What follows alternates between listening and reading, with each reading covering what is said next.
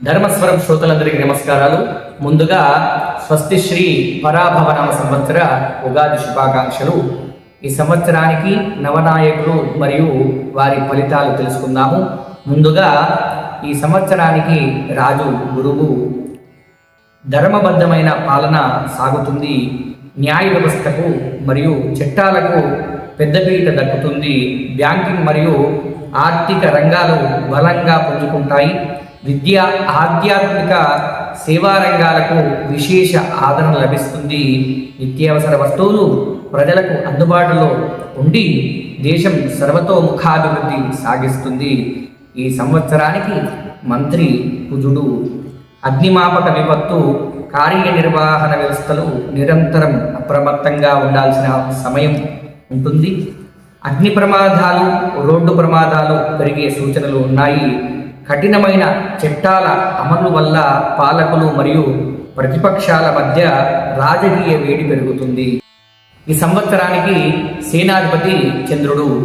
అంతర్జాతీయ సరిహద్దులలో శాంతి నెలకొంటుంది, సైనికుల సంక్షేమానికి పెద్దపీట వేస్తారు, నావిక దళం మరింత బలోపేతం అవుతుంది, ప్రజలు భయాందోళనలు లేకుండా ప్రశాంత జీవనం సాగిస్తారు, చక్కని వర్షాలతో దేశం సురక్షితంగా ఉంటుంది. మరియు సస్యాధిపతి శుక్రుడు.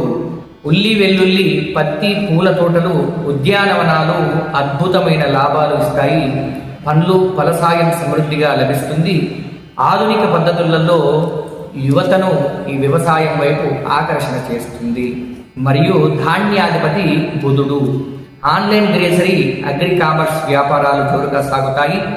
మేఘాలు గాలిచే చెదరగొట్టడం వల్ల అకాల వర్షాలతో కళ్ళంలో ఉన్న ధాన్యానికి నష్టం వాటిల్లే ప్రమాదాలు ఉంటాయి. మరియు పంపిణీ వ్యవస్థలు, లాజిస్టిక్స్ రంగం లాభపడుతుంది. ఈ సంవత్సరానికి అర్ఘాధిపతి చంద్రుడు. ఆర్థిక వ్యవస్థ కుంగుకుంటుంది, వడ్డీ రేట్లు సామాన్యులకు అందుబాటులో ఉంటాయి, సస్యాలకు అనుకూల వర్షాల వల్ల మార్కెట్లో గిట్టుబాటు ధరలు ఉంటాయి, ఫార్మా, వాటర్ బాటిల్ కంపెనీలకు షేర్లు ఊపందుకుంటాయి. మరియు మేఘాధిపతి చంద్రుడు.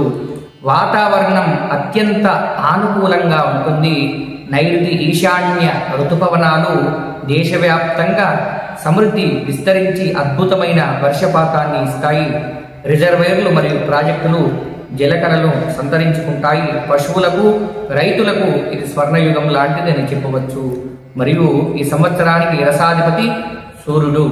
ఈ సంవత్సరము నువ్వులు మరియు నూనె, బెల్లం, ఉప్పు ధరలు అందుబాటులో ఉంటాయి. అయితే మెడిసిన్స్, రసాయన ఎరువులలో ధరలు మార్కెట్లో పెరుగుతాయి. ఆహార కల్తీ నివారణకు అధికారులు దాడులు ముమ్మరం చేస్తారు. రసాధిపతి శుక్రుడు.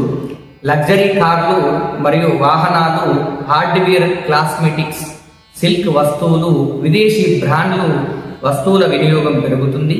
కర్పూరం, అగరబత్తులు, శ్రీగంధం వంటి పూజా సామాగ్రి గిరాకీ పెరుగుతుంది. వజ్రాలు, ముత్యాల వ్యాపారంలో భారీగా లాభాలు ఉంటాయి. ఈ సంవత్సరం నవనాయకుల ఫలితం ఈ విధంగా ఉంది.